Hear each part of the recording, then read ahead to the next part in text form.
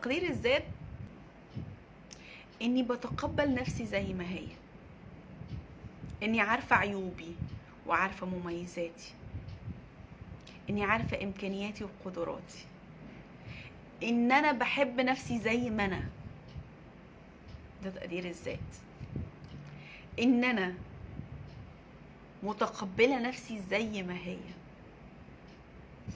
ان انا بتعامل مع نفسي من جوه مش من بره. يعني ايه؟ يعني انا بتعامل مع نفسي انا هند، ربنا خلاني كإنسان وكرمني وسخر لي الكون كله، فانا اعظم المخلوقات، فانا بتقبل نفسي زي ما هي. يعني ايه؟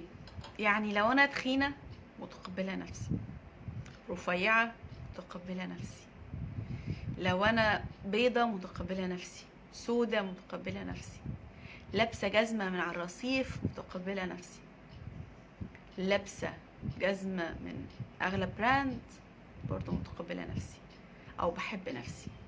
فممكن نسميه كده الانكونديشنال لاف، ان انا بحب نفسي حب غير مشروط. هو ده تقدير الذات.